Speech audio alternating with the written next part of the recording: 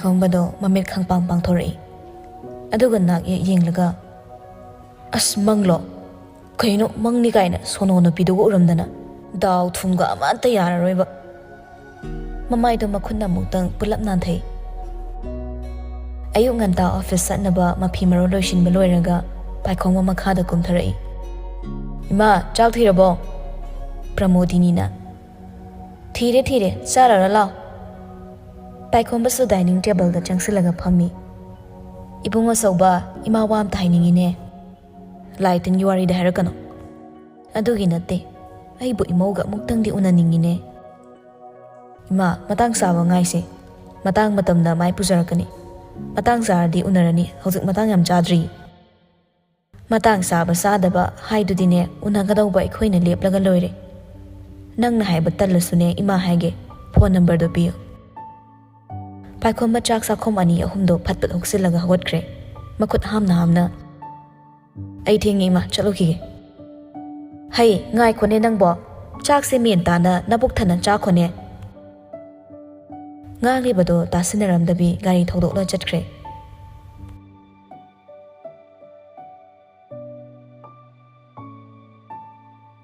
Magi cabin manungdani si sang khara yengsilaga lairambani tanjadu da loyumbado hatho changlei. Ibai mamai hapet non khalaklaga kedore yam phingjangai duna ichedi Paikhongba thawai sa sadana kaino aina khangbro ai se ma senanaba mi oina leibra ngarangi thodok to dagi oina zala office ka karakte chang naina kaningdadi toksaredana aspela mane ne chobina marol ama ibai na marol ama siningbam yauri na thaw ama mang da taraga leiri do hana loisilucho kaishu natabda chagat swaida khongano ne chobi gi ningai khangli banatro ai di haibiri sini ko prop chatlaga ne am ta haijaro natradi ne chobi gi amukap nairak po khunai dane ibai pungai nei ni hairi si hairam laga loyum badi thokre. Paikhongba thabak to phomga khangdra poni mama gi ningai chap chana khangbani manas oidaba ngaglubana chenba yadre. Sauri tori thorai masa masigi loyum bahaiba nupi chop sine hek karan tabiramdana ne thabak ka tawom da khangandre ba saita nga wakhal khallaba tong computer da file ama thirakle thaina thabak khanbada pisan kiba application yawa file duni madudai henthobi number thire murum soli Paikhongba do ai bu tawsira ne tawragana mana ise kai haina khanduba hera lakni da toksani mabu kai oirige napal amadani mukhriba kari tawgani kari tawro habasu khankidre mana tawbaduna chummi haina laithokre. Sarasu magi cabin dagi chi ama pairu thori chi du da yengna thorakpada uhodaduna mingonda do ek thingsiloi sorry nupiduna it's okay. Saras che sangsing nu khullaga mamai hegalakpada maga thingsinari ba nupida urakle Saras natra hoi nang su sida lebra ai su sida pura doini pullani ni adade hoi ado CEO gi room sibo Saras makuthillaga asomda nupida nok phetorom laga chatkre.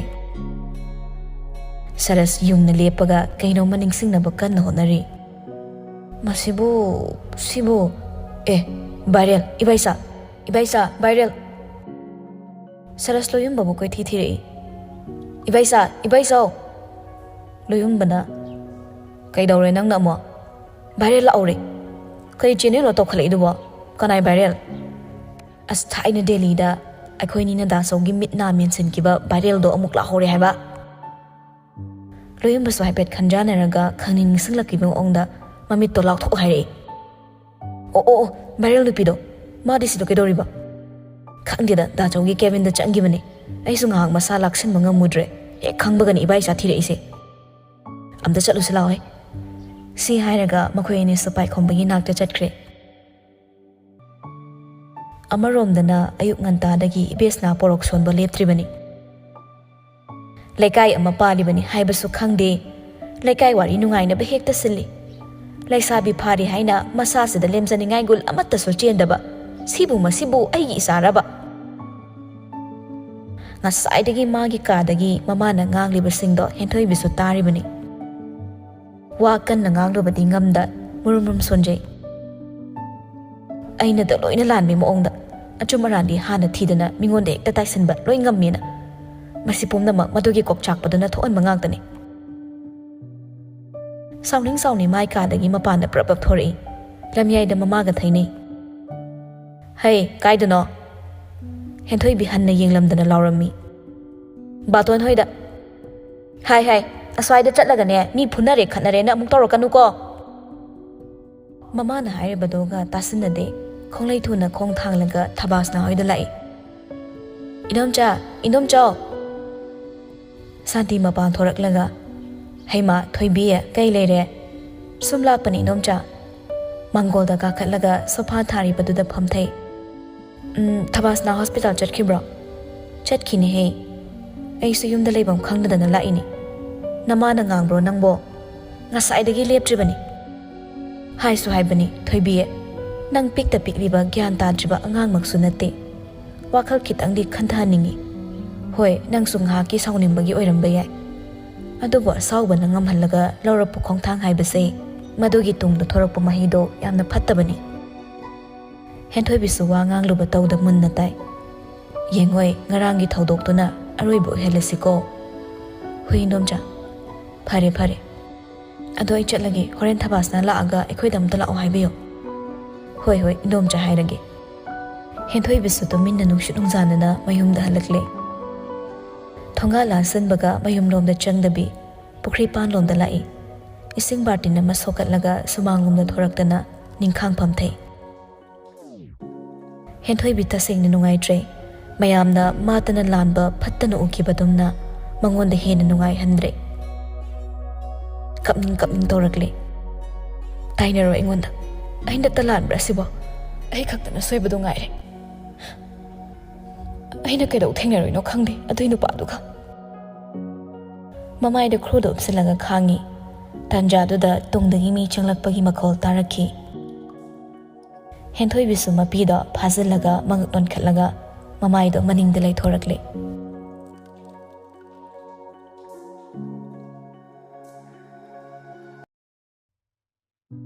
May I come in, sir? Paikhomba makhutna makokta namlaga famduna leirambadai mamai satnon khalai. Yes, come in. Nipidu Kevin manungda changlai. Please take a seat. Thank you, sir. Kay dana sige. Nupidu na makhutta pairiba file do paikhomba da haipit insilai. Madu hangdoktuna yengi. Sir, ay si handag saroygi company gi employee khara kaugiba. Aduda approve tawzarakpani. Nahan kay do ay personal problem am laydana lakpa ngamzahudre. Okay. Matang chana nang nalai si fare. Natrade koy so po sa sumhang laybadi yadam nina atop ang mahapasirana khanarambani. Hi, sir. Paikhomba chiya do da haifit yung laga. Aying bihabani ko. Aying binokfit tawraga. Hi, sir. Ngasidagi join to bayarni. Thank you, sir. Sir bo ay hana masakhang bidabra. Paikhomba pisum da haipit suksali. Ay laksin mangamdre. Aying minagwa ngang hiyek tawbaga loyumbaga saras kada taping paisilai. Loyumba na. Iba! Manung da lairambani da makhoida yung thorai. Kaidore? Loyumba na. Sumdaw ba ni? As kainom hay ni haidani na. Iba, saras na iba da kainom haygi. Saras na. Ay ngondang insinbiri. Anido amana madahing naraga lairingi aying binahana horai. Tama loyumba na tro. Loyumba itak na. How, mani, aying binatro. Mani, tamo sa sida lepobra. Hoy, nang di kari tabok lege. Ay so nga sida pura ni joining letter law balak saramba. Paikhomba na. Nakoy hana sa kang na bro. At ay nagakumba nang dringa aying bina sat kumai. Kang na ye, sir. Thay na iso diyo da tamai. Sir so hana masak mo na kang zayda. Oh, pari na dude. Lagi wadi kiem tayo ni ngay laite. Tabok to bada kara sincere di oisi. Hoy, sir. Aying binamakha hin batarak tringi puthok na botaw regle. Saras na. Aying bi, laoy, ay nang pamamta agi. Saras na namda na aying bido kada puthokre. Ado ka na loyong basol hondorai. Kaidore nang namo. Kaubira kanomta. Si hairam laga loyung basu kaadadai thokre. Paikombana. Ngaurabro kaino. Tha siramdagi thasi thano horira kainom tauri. Asomdana. Henthoi bigi thongal sumang tamna khage machanglei. Sumang de henthoi bina ningang phambado ubada. Henthoi bisu mamai do sat nang thoklaga maning onthorai. Tamo. Khage manok fetawi. Kadai chatlorino. Office tagi sarna thaba am chatlo sona lakpa. Ada lambi thoena noigi sida changakpa. Henthoi bisu hogolaklaga kakhalo tamo ngakang phamgise. Tanjadu da ibes na do imungdagi thorai. Henthoi bi mama da onsilaga. Ima akhoi office ta punna thabak tongminabani. Oh ibungo kakhalo. Hoine. Si hairaga khong lauthoki tawi. Lauthono. Ya motpani adum kakhalo. Nungaite da ini. Si hairaga khongup ta lautho kakhalakle. Henthoi bi na moram pinaga. Tama sida phambiramo. Cha thakise ai chalo lake. Yani henthoi bi. Ibesnana. Yaba yade. Nong phadok lakpani cha glass amatang thako. Chalo loloro. Henthoi bi mung changre. Ibesna so khage madawari saba hori. Ibungo di kayam puiraba thabak puba. Kuidrida ine henthoi bi akhoi pulap changminarakpani. Khangdre ne tawrisi ibungo. Nachal sinane ngangna bawa basida. Ini su tokpham ama khangdrabani do. Henthoi bi de gyan yam tabani de ine. Ai di ibungo dogi mamangduda onthoni kai khreda. Khage magyan ingaw na kai tawbo yarogi ine. Ho ngarang ado ibungo paikhombo hoi makhoido aikhoi gi sigi thabak suri sida yengsinba lakpa sani.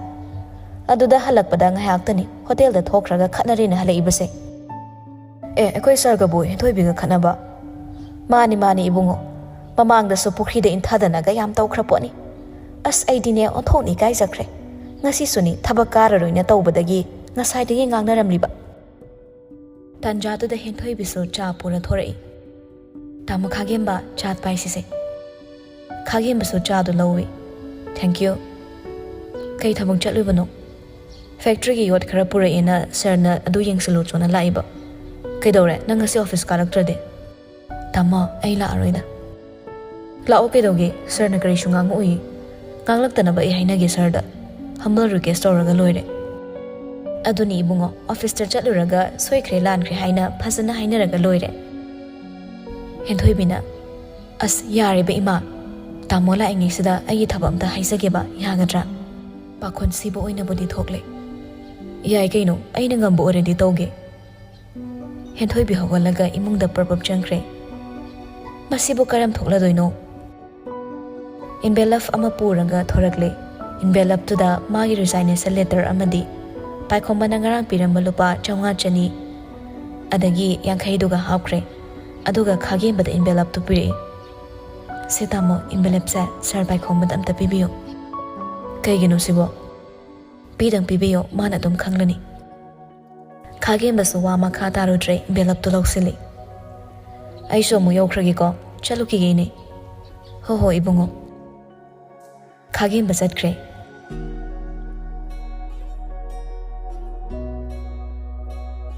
Amaromdana nongsabadi tawruba thabak amata mai paksilaktre. Business taso yam down jathare aring puthamba haido thokle. Laman khomningbagi wakhalna masado omkhatlaga leiri. Maraktuda magi nupi Sunita so mapuroibagi maong khangmana kina lotna leise. Numitu Sunita hoigi mapa mabung singlakani haina pau hairakpadagi nongsabada pau tamba chachabani. Nongsaba mamit ushinlaga sofaduda makhong sangna tingthoklaga hiplaga lei. Sunita ki thikirom tawraga changlei khonjal tapna kaurei. Da tamibra. Nongsaba tarasu khumde mamit ushilaga dumaklei. Sunita makha tanadi kaurudre. Table da chi mayam chairaga leiribado nungsina humdrilakpada paige tawbadagi che changsingdo tasin khomjin tawrubani. Khangaude nongsaba phat hawgalaklaga Sunita gi masamdo makhutna muktang pulap paisilaga khangjingjingi. Sunita na masam phoiribado lokthokna bone. Ima nang sida kada wala ino ha aina ai ayaba yawdana ka sida changlakano haiba natro Sunita kapna Baba hoi tamo hoi lakani hairapagi Pahau thamgina changakpani Da samsam to thadokpiyo Ima Nongsaba na Sunita bu khangin inthoi Kappaga leibak makhadada tusili nupido Hagolo thorkusalo Horen ibai laaga ay adum thorake Kem da hairamdana Sunita tumin thokre Ngahaki matung mapabong amadi mabung maphamduda thongnare Makhoi hek lakpaga Nongsaba sumangda chenthoraktuna Yamna hongna lonchat khangba sarai Nongsaba Sunita gi mapabong Gopal gi makhong sokna krummi Baba Gopalna Yare ibemadi Laikibane Baba hoi lakani na manungda chana thaknaba langhaurida Manungda lengsinse baba ibai Oh fare Makhoi hum imungda pulap changminarakle Aduga drawing room da pulap phaminare Sunita kaplabagi mamai mamit ipom-pombado tathoklaga Minoki maikhum ama uplaga saapuduna thori Mapaga mabungga ubada Sunita yam harauzai Baba cha thakse Tamogi chini yaudabi cha se lere Gopalna Yare Warin luondrabasu yabasida phammu launi nangbo Sunita changsallaga sofada phammi Mabung jitelna machanupida hafet yenglaga Kaidore namina mai ipom-pom khalide Wahai du tabada Nongsaba swai lawi Tamo nungdin ngahak tumubagi khara pomkhatpa oiramgani ngahak leranga phazarkhanida Jitenna Nangbuna sana ugaduna nayang ikang nui Nabaga yaurubra Nongsaba Kaino nangna ichan naraga pau hairakthribade Ibai Sunita na marak phatlatlaga Tamo nadiye kaisho Pangkanda khanjille Gopalna Farese Ichana chaba yanaba Babana kaino lairakpani Lausiluse Jitenna Nongsaba nangi thabaktuna karam tore Ibai kai haigadabano khangdreda Handakse thabak mamai chumdabra Tawruba matamai pakte Jitenna Thabak tawbadane tungmang yenglaga fazana tawne Napokning changna tawradi karigi mai pakloi Sel thongi awatpa leirasu nabaida hairo Nangnabu thamoi singna thawai yauna tawgi hairadi Ai investor oirasu oige Wahaidada Nongsaba wakhaldo khangan nga thorakpagum tawrakle Ngasi phawbada Nongsaba na Sunita bu themlaga thambagi maramsu asinani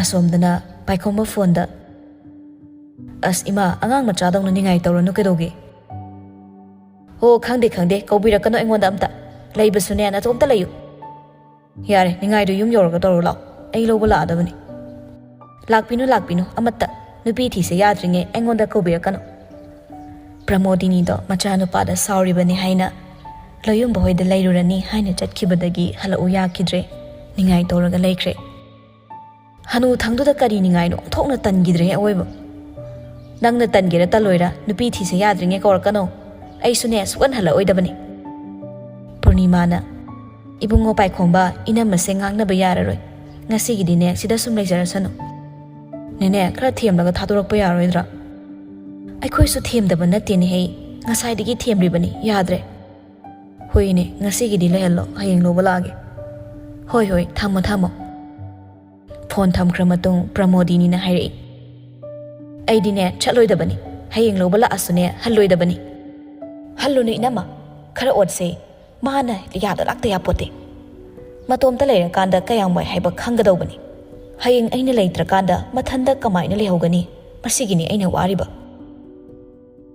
Pramodini mapukni nungsirakle Purnimana Yare se inama Wakhal nungaitabe hina khanjilurano Ibungo chawbasune maraina gyan tajaraksani Adugi saru ensang ahawbadum chathoksise Kari ensang chasike inama Iya da aigibudi Hoi adudi aine chak thangatlurage inama su mating pangba yawge lao Si hairamlaga Pramodini hanu thokre Purnima su kadude hagotlaga machana paikada changlei Nausa ibungo Loyumba mingsel mangduda leplaga Oida mu chep yeta mu chep tawraga Mingsel da taba masagi mamida yingzaraga leiri Kaino nausa mingsel mamangduda tawridubo Ima sum yengamini Aise fadi phazaba zani Isa itomta yengbada suk fazarasinadi मीने येंगबददी कयामुक याम फजरमनी है प्रपप थोरो मिंगसेल अहनब लैबगा ngamloiko इमाने पैसा याम chilli इमा नंगिदो इसिदरिबो काइदुरो अतै नते नंग ने चौबिसे हल्लु याद्रेने हे ने चौबिसे ngasi sida le adoiro हल्लु याद्रबदी लैब तारेदना अदो नंग ngasi नबाय होइदंग हाक लेमिनरो मासो आदा मतोमत तौबम खंगमरोय होय होय फनी ननाई चचरुगे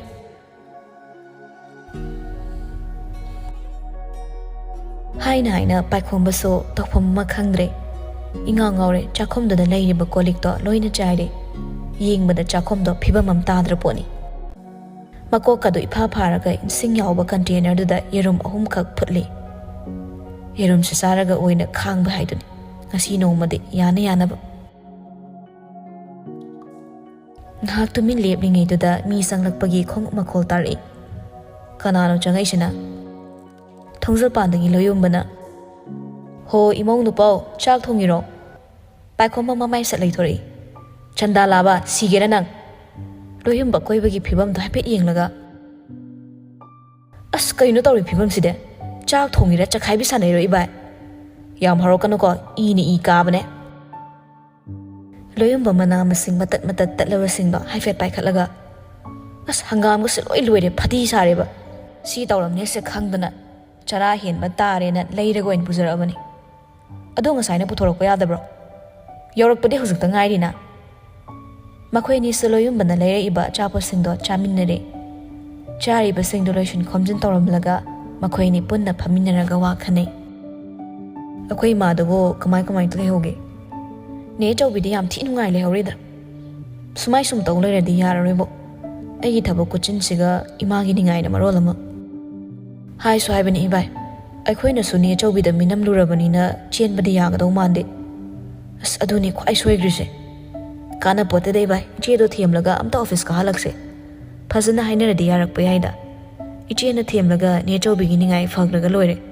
कोना असेंगबदो ग्यान तान हाइदोगा लोइरे अखोइ हौजे पाइखलिबा थबकसिसो अरुबनी होय मुन्ना खलुरदि ऐसो दुमाइ तौरसिराना खलाबनी सोइबा याबा नते तौरीबा थबकसे खितंग सोइबदा पुलप मांगदौरिबनी अदुना आई होजे कईगुम मखल अमतगी डिस्टर्बेंस थोकपा पामदे हयेंग हेक्ता चलुरसिरो हयेंगदि थुमनरो चाकना सारिङिदा चाहौबा योटना सारिङिदा येहौबा नुपीना सावबा कुइद्रिङिदा थेमौबा यारे नुपी चोप तुमरो चलो कुशीनी हाइरमलगा थोखरे पाइखोम ममागी फोनदो पुथोकलगा हाइफेट येंगी फोन स्क्रीनदुदा नंबर अम थोरकलिबदुदा कुपथना येंगली सोनो चुबी हाइनसु सेव तौई कदोमदे नुंसिनो खंगदे खंगनों नौथोई बेरानीदा मसी नुपीसे अखोइ इमुंगसे माइ हाक्तकता मथक मखा ओनबिने हेक्ता अइना मीगी नंबर सेव तौबदा सुमाइ तौबसे नंगना अहानबा ओइरमनिदा बेरानी नंग पुरा बेरा